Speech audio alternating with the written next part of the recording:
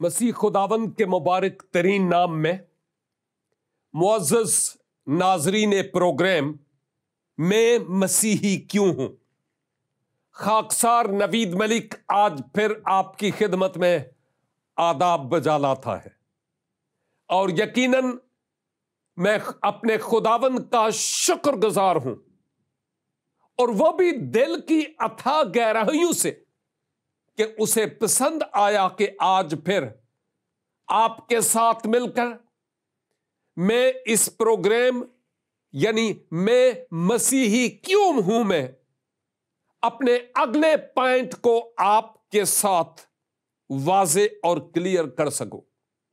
اس دنیا میں رہتے ہوئے ہر شخص یہ چاہتا ہے کہ کوئی ایسا عمل ہو، کوئی ایسا طریقہ ہو کہ میں قادر مطلق کے حضور مقبول نظر ٹھہروں،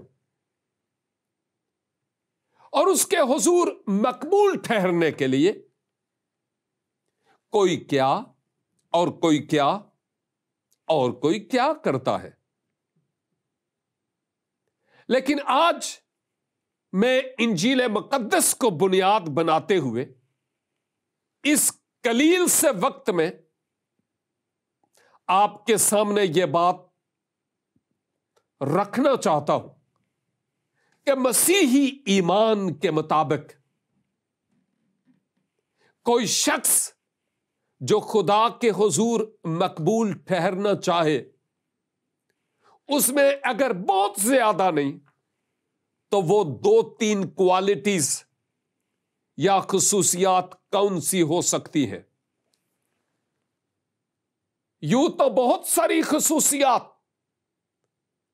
اور بہت ساری کوالٹیز ہیں، ان سب کو تو میں اس وقت بیان کرنے سے قاصر ہوں۔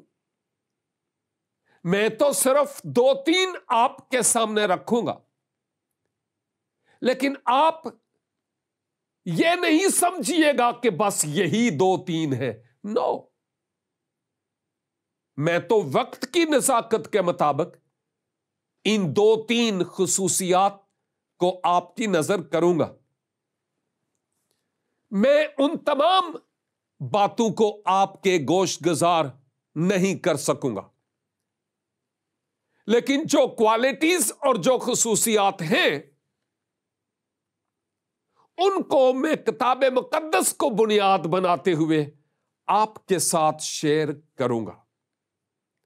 عہد جدید میں سے عبرانیوں کے نام لکھے گئے خط اور اس کے 13 باب کی پہلی 3 آیات آپ کے سامنے پیش کرنا اپنے لیے شرف کی بات سمجھتا ہوں۔ کتاب مقدس میں یوں لکھا ہے، برادرانہ محبت قائم رہے، مسافر پروری سے غافل نہ ہو، کیونکہ اس کی وجہ سے بعض نے بے خبری میں فرشتوں کی مہمان داری کی ہے۔ قیدیوں کو اس طرح یاد رکھو کہ گویا تم ان کے ساتھ قید ہو، اور جن کے ساتھ بد سلوکی کی جاتی ہے ان کو بھی یہ سمجھ کر یاد رکھو کہ ہم بھی جسم رکھتے ہیں۔ میں نے پہلے ہی کہا کہ خداوند ہم سے بہت کچھ چاہتا ہے، اور ایسی بہت ساری باتیں ہیں جن کی عکاسی ہم اپنی زندگی سے کر سکتے ہیں تاکہ خدا بھی ہمیں اپنے حضور مقبول ٹھہرائے، اور پھر دوسرے لوگ بھی ہماری مقبولیت کے بارے میں بات کریں۔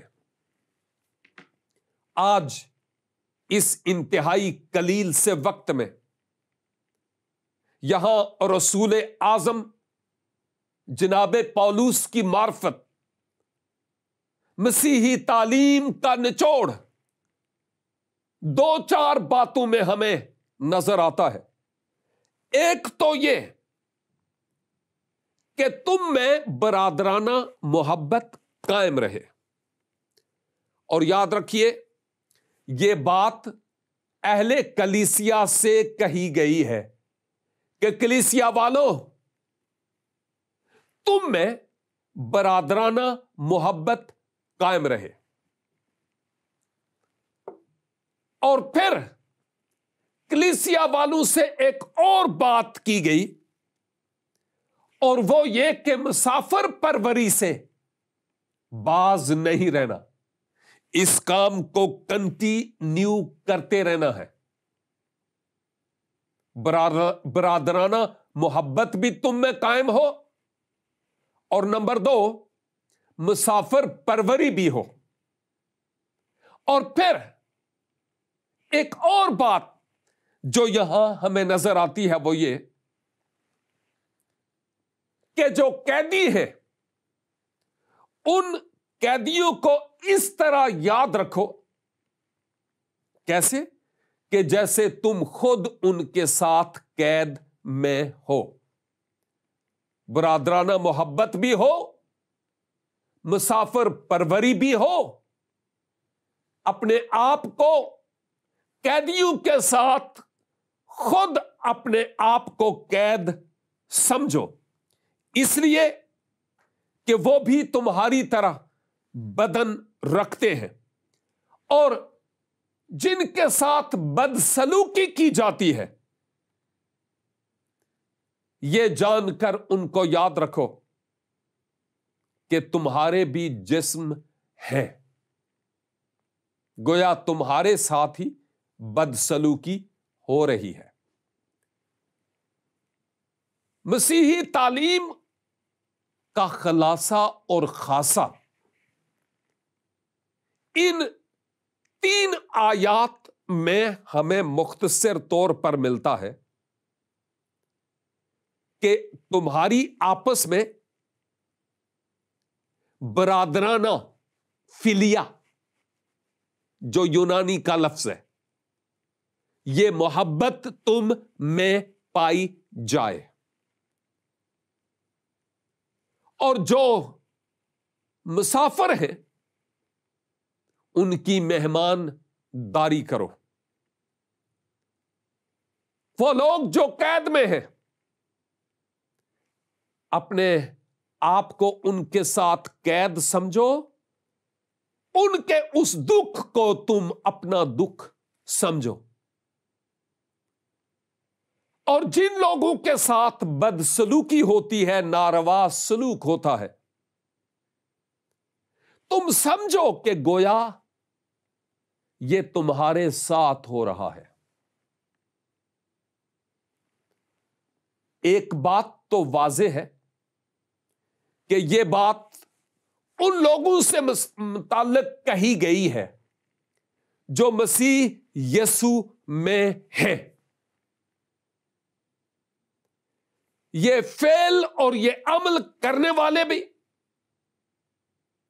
اور وہ جن کے ساتھ کیا جائے وہ بھی اہل ایمان ہیں جن کی یہاں پر بات ہو رہی ہے۔ خود غرضی کا کوئی عنصر نہیں پایا جاتا۔ جو مسیحی مسافر ہوں بس انہی کا خیال رکھو، دوسروں کا نہیں، نو، ایسی کوئی تعلیم نہیں پائی جاتی۔ قیدیوں کے ساتھ سمجھو کہ گویا وہ تمہارا ہی دکھ ہے۔ یہ صرف مسیحی لوگوں سے متعلق ہی بات نہیں ہے، جنرلی بات کر رہا ہوں۔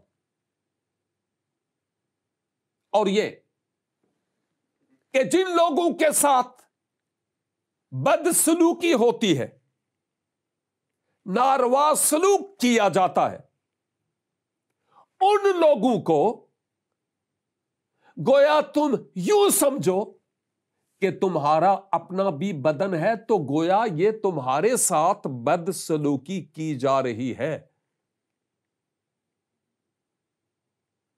اور چونکہ مسیح کے ماننے والوں نے ہر زمانے کی تاریخ میں اس بات کو اپنی عملی زندگی سے ثابت کیا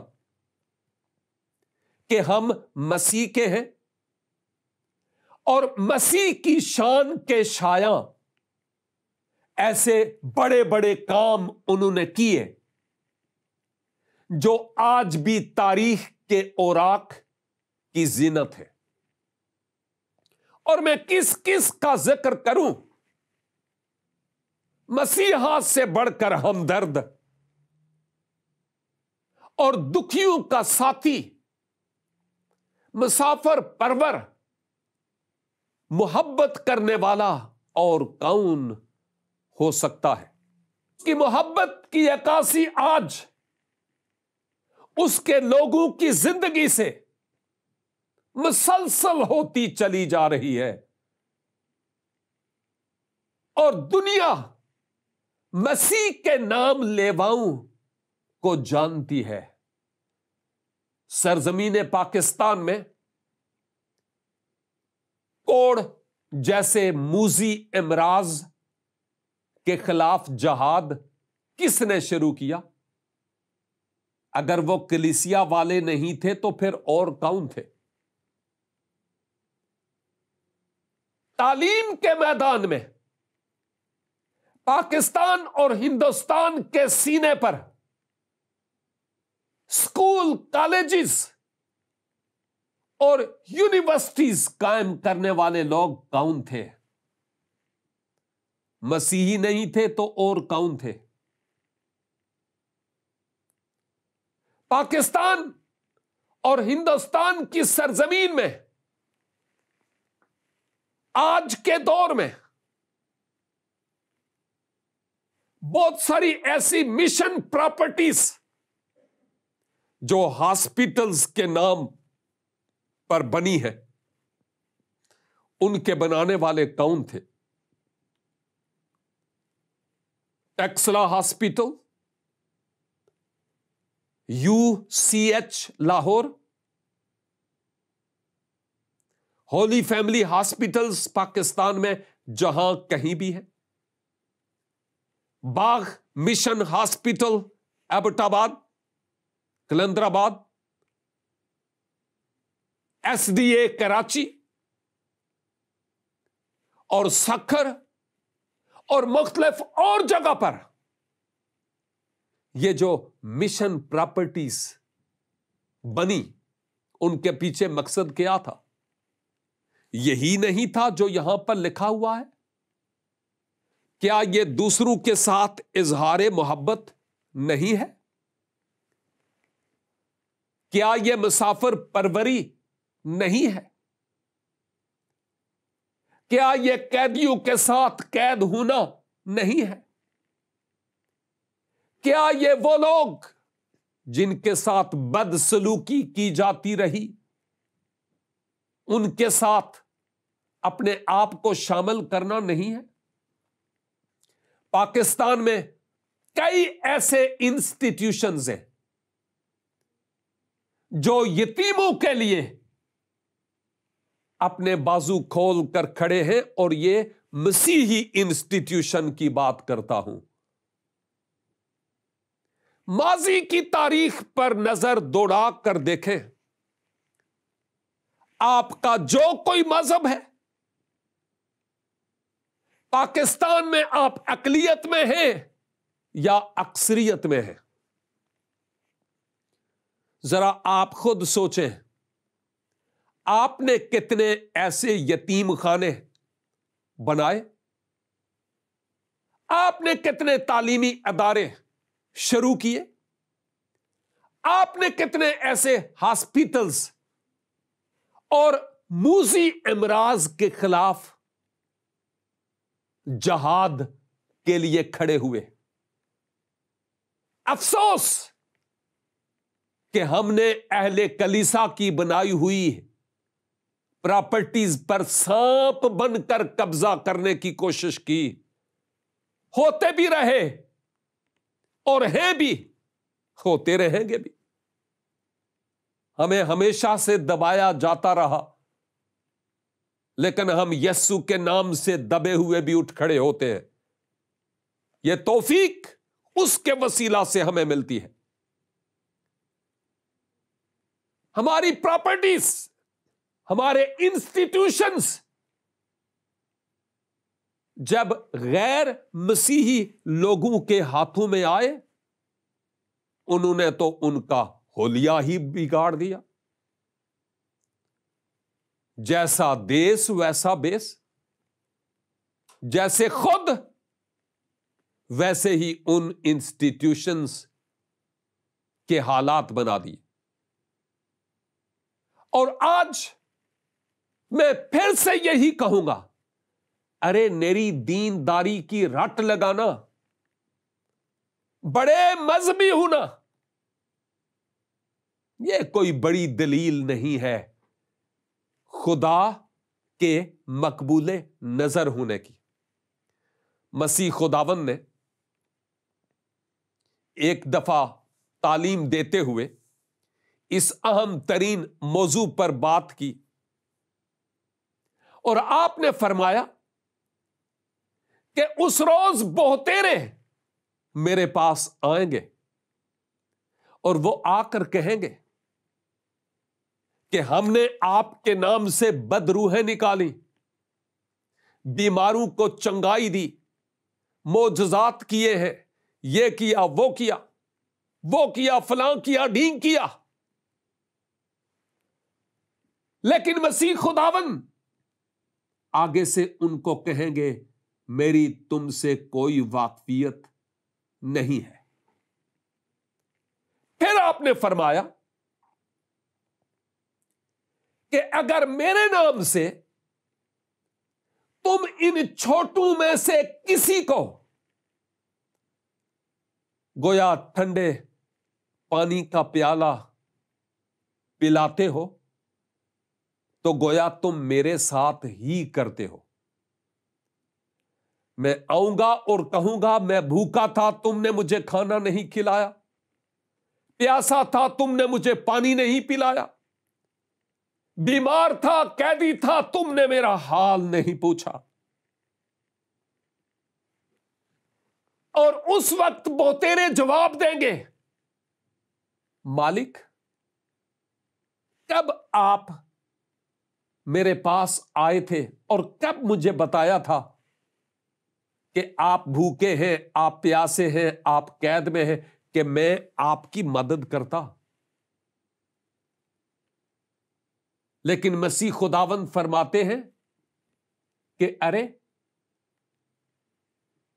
اگر تم نے ان چھوٹے میں سے سب سے چھوٹے کے ساتھ ایسا کیا تو گویا میرے ساتھ ہی کیا ہے. اس کا مطلب یہ ہوا کہ مسیح خداوند گویا یہ کہہ رہے تھے کہ اگر تم گویا ان غریب، لاچار اور وہ جن کے ساتھ بدسلوکی کی گئی، جو قید کے عالم میں ہیں، جو بیمار ہیں، جو مسافر ہیں، جن کو محبت کی ضرورت ہے، اگر تم نے ان کا حق ادا نہیں کیا تو گویا تم نے میرے ساتھ ہی کیا. اس کا حق اسی صورت میں ادا ہو سکتا ہے کہ جب تم دوسروں کے ساتھ ویسا ہی کرو جیسا میں نے تمہیں درس دیا ہے. ایک کتاب میں پڑھ رہا تھا، اس کا نام تھا چوتھا مجوسی. جب یہ مجوسی کا نام آتا ہے تو اصل میں یہ وہ ماہرین فلکیات یا جن کو بادشاہ بھی کہا جاتا ہے، علم نجوم کے ماہرین بھی، مسیحا کی ولادت کے وقت وہ مشرق سے چلے تاکہ مسیحا کا دیدار کریں. یوں تو بہت سارے مجوسی چلے، مقام پر 3 ہی پہنچے کیونکہ 3 تحائف کا ذکر ہے. شاید اور بھی پہنچے ہوں جن کے پاس تحائف نہیں تھے، لیکن وہ تحائف لے کر گئے. لیکن جو کتاب میں نے پڑھی اس میں ایک چوتھے مجوسی کا بھی ذکر تھا. جب وہ چلا تو اس کے پاس قیمتی موتی تھے اور وہ جواہر لے کر اس سفر کا آغاز کرتا ہے مسیح کا دیدار حاصل کرنے کے لیے. اس نے مسیح کی ولادت کی خبر پائی تھی اور اب وہ رواں ہوا تاکہ میں مسیح کا بیبی جیزس کا دیدار حاصل کروں. جب وہ چلتا ہے تو شاید ابھی وہ عمر شباب نوجوانی کی عمر میں تھا. راستے میں کسی خاتون پر ظلم ہو رہا تھا.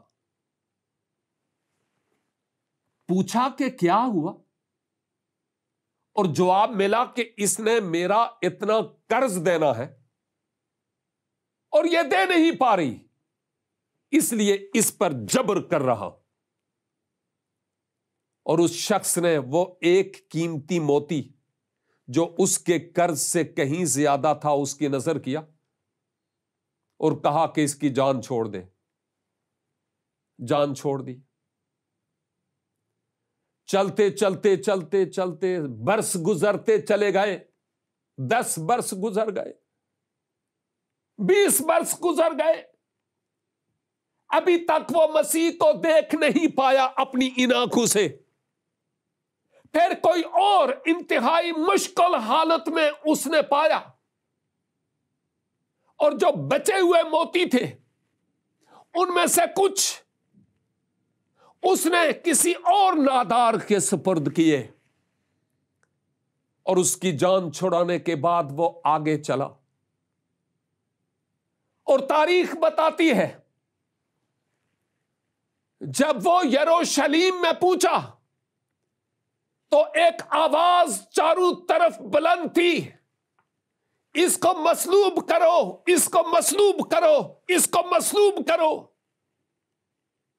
اور یہ چوتھا مجوسی وہاں پہنچتا ہے اور کہتا ہے یہ کون ہے جس کے مصلوب کرنے کی بات کی جا رہی ہے. اور پتہ چلتا ہے کہ یہ ناصرت کا رہنے والا یسوع ہے جس کی مصلوبیت کے نعرے سلوگن لگائے جا رہے. یہ شخص سنتا ہے اور فرتائے حیرت میں غرقاب ہو جاتا ہے اور سوچتا ہے کہ مالک، میں اس یسوع کا دیدار کرنے کے لیے دور سے آیا ہوں. اپنی نوجوانی کی عمر اب ختم ہو گئی، بڑھاپے میں آ گیا. 30 ساڑھے 33 سال کی عمر کا سفر مکمل کر کے اب میں ایک ایسے مقام پر پہنچا ہوں جہاں میں اس بیبی جیزس کو تو دیکھ نہیں پایا، لیکن جس کو دیکھنے کے لیے میں آیا تھا اب اس کے لیے یہ آوازیں بلند ہو رہی ہیں کہ اس کو مصلوب کرو. مالک، میں تو تیرا دیدار حاصل کرنے کے لیے آیا تھا.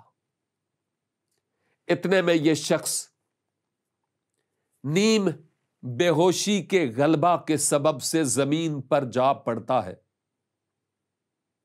اور پھر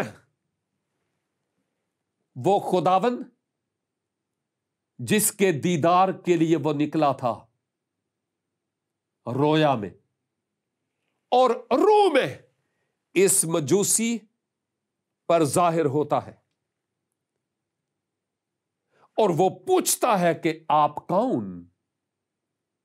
تو جواب ملتا ہے، میں وہ یسوع ہوں جس کو تو دیکھنے کے لیے یہاں تک پہنچا. اور تو یہ سوچتا ہے کہ تو مجھے ملا نہیں؟ جب تو اس بیوہ خاتون کے قرض کو چکانے کے لیے اپنا قیمتی موتی پے کیا ہے، تو وہ میں ہی تھا جس کا قرض تو نے چکایا۔ اس کے بعد جب تم ایک اور دادرس کی آواز کو سن کر اس کی مدد کے لیے اپنا سب کچھ تو نے ادا کر دیا، وہ میں ہی تھا۔ شاید تو سمجھا نہیں، لیکن وہ میں ہی تھا جس کے ساتھ تو نے یہ سلوک کیا۔ اور عبرانیوں کا مصنف کہتا ہے کئی لوگوں نے مہمانوں کی مہمانداری کی، لیکن در حقیقت انہوں نے انجانے میں گویا فرشتوں کی مہمانداری کی۔ اس شخص نے، اس چوتھے مجوسی نے نہ جانتے ہوئے جو کچھ سلوک ان ضرورت مند اور دکھی لوگوں کے ساتھ کیا، گویا وہ سلوک اس نے خداوند ہی کے ساتھ کیا ہے۔ عزیزو، مسیحی تعلیم کا خاصہ اور خلاصہ اسی میں ہے کہ جب تم کسی کو دکھی اور لاچار اور غمزدہ پاؤ تو اس کے دکھ کو گویا تم اپنا دکھ بنا لو۔ یہی تو سبب ہے کہ ماضی کی کلیسیا والوں نے ہمارا خیال رکھا اور ہمیں اٹھایا۔ افسوس ہم پر کہ مذہب کا نام تو جپتے ہیں لیکن انسانیت نہیں، حیوانیت ہم میں کوٹ کوٹ کر نظر آتی ہے۔